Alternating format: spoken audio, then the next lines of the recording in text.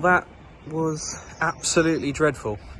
For context, I'm currently stood in the car park of my local Chinese takeaway about to pick up some food, and unfortunately my local Chinese takeaway is in Southampton because that's where I live. And I've spent the last 9 months listening to Southampton fans talk about how miserable their season is, how they're the worst team the Premier League's ever seen, and laughing when they score goals against sides, because those sides must be so poor to concede a goal against this Southampton side. It's literally laughable. This is nothing against Southampton, because, you know, I've always liked Southampton, living in the area. I've always had a bit of a soft spot for them. But if we can't beat that Southampton side, something is seriously wrong. And if Graham Potter can't turn this around and start getting some results before the end of the season, then something is also seriously wrong. And I don't see how he can be the man to lead us into next season. I appreciate people saying that he needs his own squad, his own players, but I don't really buy that.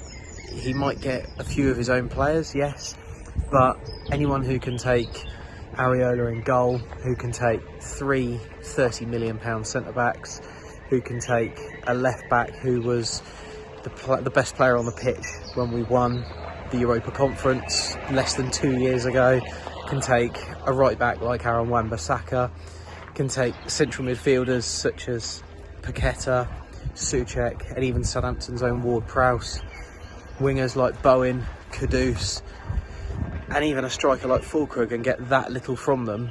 That is really disappointing. I understand he might need his own players, but you know, a manager of that calibre should be able to take players of that quality and get something more from them than that, because that was just absolutely dreadful, and it has been since he came in. We've seen no improvement on what we saw under Lopetegui. We've seen a massive backward step from what we saw under Moyes, both of whom got more from those players than we're seeing Graham Potter get at the moment, and it's really worrying.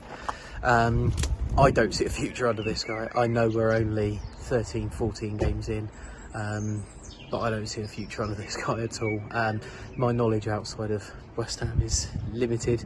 My knowledge outside of the Premier League is even worse than that. But I didn't particularly want him when he came in, and I want him even less now, because I've seen nothing to convince me that he can get this side playing exciting football at all.